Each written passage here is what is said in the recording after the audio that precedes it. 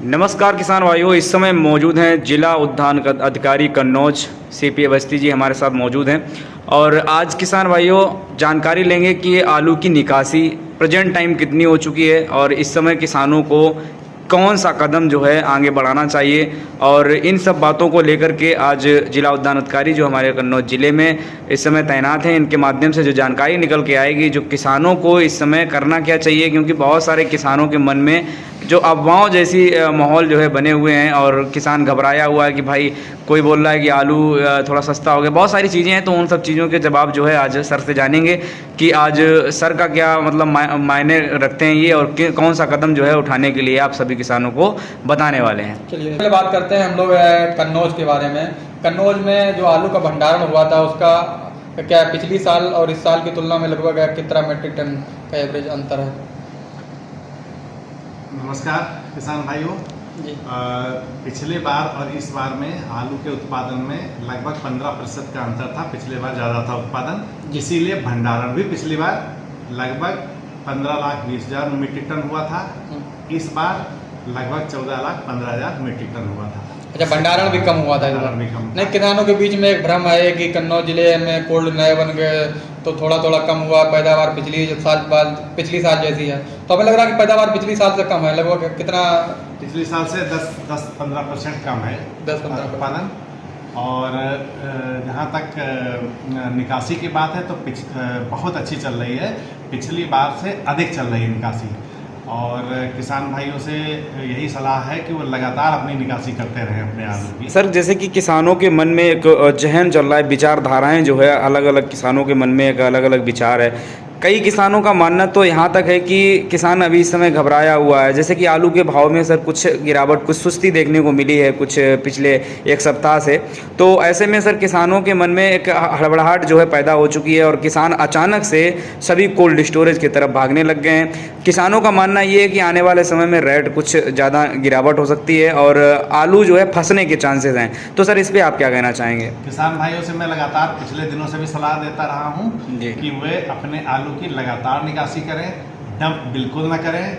अगर किसी किसान के पास ज़्यादा आलू है उसको 2-3 फेजेस में निकाल लें। जैसे किसी के पास 1000 पैकेट है तो 300 पैकेट पहले, फिर 1 महीने बाद 300 पैकेट, फिर 350 पैकेट, ऐसे करके। सर जैसे कि आपने ये शेड्यूल बताया है तो ऐसे में सर हम जो आज का टाइम देख लेते हैं, आज 31 अगस्त है 2024। तो आज का दिन सर कौन सी किस्त का उसका मान लेते हैं कि 4 किस्त में वो चला रहा है, तो उसका मुझे लगता है सर 2 किस्त तो हो जानी चाहिए थी आज के दिन। लगभग तीसरी में आना चाहिए था उसको जी। यदि ऐसा मान लीजिए किसी किसान ने नहीं निकाला है तो भी वो जी, मैं यही कहूँगा कि अगर वो ये ना देखे कि रेट गिर गया है तो अब मैं ना निकालूं, रोक दूं जी, उसको अपना कुछ न कुछ आलू एक फेज बना करके जरूर निकाल देना चाहिए।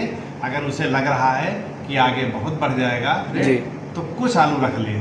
जैसे कि फेज मान लो 500 पैकेट है तो 250 भी निकाल ले, 250 अपना रख ले, 15 दिन बाद निकालने की कोशिश करें, 20 दिन बाद जब थोड़ा रेट चेंज हो। बिल्कुल सर, आज के दिन अगर देखेंगे तो हम जिले कन्नौज में पूरे जिले की अगर एवरेज निकाल कर देखते हैं सर तो कितना % सर निकासी हो चुका है? लगभग 39% हमारी निकासी हो चुकी है, जो बहुत अच्छी 39 पिछली बार से काफ़ी ज़्यादा। जी सर, 39% आज की निकासी है सर, जिसमें से हम देखेंगे तो सर अपने यहाँ बीजा के लिए मतलब आलू लगभग जो है 20-25% तो रखा ही जाता है। 15-20% मानिए, लगभग 15-20%। तो सर ये बीजा की निकासी जो है मुझे लगता है सर अगले महीने से कुछ कच्ची अगेती जो किसान करते हैं तो निकासी स्टार्ट हो जाएगी। हाँ बिल्कुल बिल्कुल, अगर मौसम सही रहा जी, तो हमारे जो तिरवा इंदरगढ़ क्षेत्र है जिसमें कि कच्चे आलू की अगेती आलू की बुआई होती है बड़े पैमाने पर जी, वहाँ बुआई 20-25 सितंबर से शुरू कर देते हैं यदि मौसम सही है। अच्छा सर जी, अगर जाना जाए मान लीजिए कि पिछली साल और इस साल की तुलना में निकासी में परसेंटेज में लगभग कितना % एक्स्ट्रा होगा अनुमानित? अगर लगभग 8% का अंतर है, पिछली बार से ज़्यादा है। सर मान लेते हैं कि 39% निकासी अभी प्रेजेंट टाइम हो चुकी है, इसमें से हम 20% और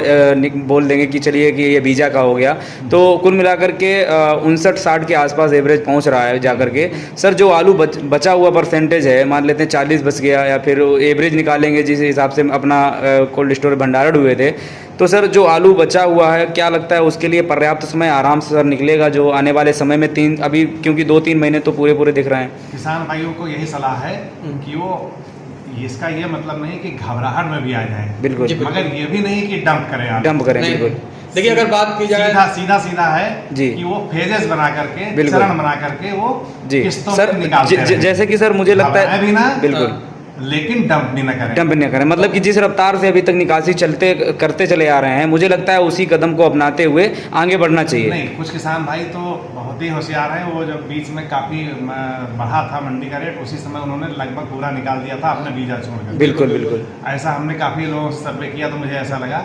और कुछ लोगों ने ऐसा मतलब प्लान बनाया कि इस बार काफ़ी रेट बढ़ेंगे। उन्होंने कहा कि इस बार तो आलू बहुत कम है जी। वो थोड़ा सा धोखा खा गए। थोड़ा रेट इधर डाउन है, बहुत नहीं डाउन है, बहुत अच्छे अभी रेट चल रहे हैं। बिल्कुल।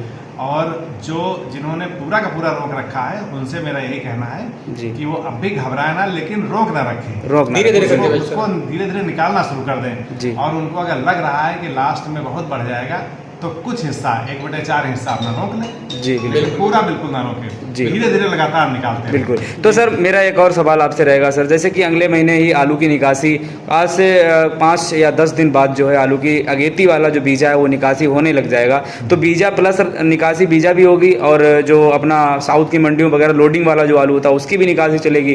क्या लगता है सर, भाव में कुछ परिवर्तन होने वाला है कि किसान का उम्मीद ये है कि भाई कुछ टाइट मन हो जाए या फिर ऐसे ये कुछ? तो हम ज़्यादा नहीं आइडिया लगा सकते हैं। बिल्कुल। लेकिन देखिए आलू में कोई बहुत क्लियर आइडिया लगाना थोड़ा टफ होता है, जी। क्योंकि कई कारकों पे निर्भर करता है। जी बस मोटा आइडिया मैं बता सकता हूँ जी कि उनको घबराना नहीं चाहिए किसान भाइयों को जी। लेकिन डंप न करें, वो निकालना जरूर शुरू कर दें। जी। पूरा ना निकालें तो कम निकालें, लेकिन फेजेस में निकालते हैं। जी सर, ये एक अनुमान है एकदम हमारे। क्लियर कट मैं नहीं बता सकता हूँ बिल्कुल बिल्कुल कि आगे रेट एकदम बढ़ जाएगा कि बिल्कुल एकदम घटेगा। बिल्कुल, जी जी ये तो अनुमान मैं नहीं लगा सकता। बिल्कुल। अच्छा सर जी, एक चीज़ का अनुमान होगा, जैसे मान लीजिए यूपी का कुछ निकासी का कुछ अनुमान होगा, लगभग कितना % निकल गया होगा, ऐसा कुछ है आंकड़ा क्या? 1-2% का अंतर यही होगा। एवरेज यही चल रहा है लगभग 1-2% का सर। मेरा एक और सवाल आपसे रहेगा कि सर जैसे कि आलू की पैदावार से अपने कन्नौज ज़िले में साथ साथ यही बात कर लेते हैं कि अगेती वाली अभी आज से कुछ 10-15 दिन, मतलब 10 दिन आगे ही आलू की बुआई चालू हो जाएगी। उसके बाद जो है हमारे पक्की वाली भी होता है, दो भागों में हमारे यहाँ फसल होती है। सर पैदावार को लेकर के बहुत सारे किसानों की शिकायत रहती है कि भैया हमने बीजा लिया, लेकिन कई किसानों का बीजा मारा जाता है, कई किसानों का मतलब पैदावार ठीक नहीं होती है, बताया कुछ जाता है, होता कुछ और है। ऐसे में सर किसानों को बीजा किस तरीके से सिलेक्शन करना चाहिए? देखिए, अगर प्रमाणित बीज हो तो सबसे बढ़िया है जी। अगर प्रमाणित नहीं बीज है, फाउंडेशन बीज, प्रमाणित बीज जहाँ प्रतिष्ठित संस्थाओं से मिल जाए तो ले लें जी। अगर नहीं है तो विश्वसनीय जगहों से लें जी। मेरा यही कहना है। और कोई ऐसी शिकायत अगर मिलती है कि प्रमाणित बीज में भी समस्या आती है जी तो वो संबंधित अधिकारियों से शिकायत कर सकते हैं। तो वो देख सकते हैं। सर जैसे कि अभी अगेती जो कच्ची फसल रहती है सर, अभी जैन एरीगेशन जो लिमिटेड कंपनी है, इन्होंने एक मीटिंग रखी थी, तो सर उसमें हमें ये बताया गया था कि एक क्या बोलते हैं बहुत अनुभवी लोग थे वहाँ पे काफ़ी ज़्यादा। तो मीटिंग में सर ये बताया गया था कि जो बीजा रहता है, तो बीजा का सर जो छोटा वाला हमारा रहेगा, वो छोटा आलू रहेगा, उसको सर ज़्यादातर बीजा में इस्तेमाल करें। कुछ ऐसे मतलब मध्यम आलू बेस्ट रहता है, मध्यम रहता है, 30 से 55 mm वाला मध्यम आलू बेस्ट रहता है बीजा के लिए। हाँ, बीज के लिए जी। सीड साइज कहा जाता है उसको जी। और जो ओवर साइज है जी। उसको लोग काट के बोते हैं। जी। मध्यम वाला जो है वो साबुत बोया जाए, ज्यादा बढ़िया रहता है, जी। रोग भी नहीं लगते हैं, कीड़े भी बहुत कम नहीं लगते हैं लगभग जी। और उत्पादन भी अच्छा होता सबसे है। बेस्ट जो है मीडियम सीड साइज जिसको बीज साइज कहते हैं जी। वही बेस्ट है। जी। और यहाँ पर यह है कि तीनों तरह की चीजें हैं, कुछ लोग सीड साइज प्रयोग करते हैं, कुछ जी। लोग ओवर साइज काट करके ज्यादा प्रयोग करते हैं। जी।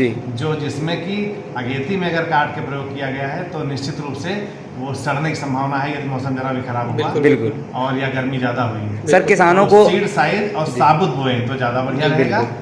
और बहुत लोग छर्री भी बीजा आकार जिसको कहते हैं यहाँ गुल्ला उल्ला या उससे छोटा वाला भी प्रयोग करते हैं उसमें उत्पादन सर जैसे थोड़ा कई किसान ऐसे हैं सर कि अपने ही बीजा को बराबर लगातार वो 4-5 बार ऐसे बराबर रिपीट करते रहते हैं। सर जैसे कि मेरा मानना है, कई किसान जो अनुभवी लोग हैं उनका भी मानना है कि ज़्यादा से ज़्यादा 2 बार प्रयोग करें, उसके बाद बीजा चेंज कर दिया जाना चाहिए। तो ऐसा सर कुछ होता है कि बार बार यूज़ करने में कुछ पैदावार पे इफेक्ट पड़ता हो? हाँ बिल्कुल। उनको निश्चित रूप से जी। अपना लगातार वही बार बार बीज पीढ़ी दर पीढ़ी नहीं प्रयोग करना चाहिए। इससे रोग भी बढ़ते हैं, चेचक आदि विभिन्न प्रकार जी। के, और भी उत्पादन भी प्रभावित होता है, जी। वायरस के भी आने की संभावना रहती है। जी। तो ज़्यादा अच्छा यही है कि बीज अपना बदलते रहें और ज़्यादा क्या मतलब ये तो अनिवार्य अंग है, यदि संभव हो तो हर साल, नहीं तो 3 फसलों के बाद जरूर बदलें। जी, बहुत बहुत तो ये धन्यवाद थे सर। हमारे साथ जिला उद्यान Thank you, अधिकारी sir. CP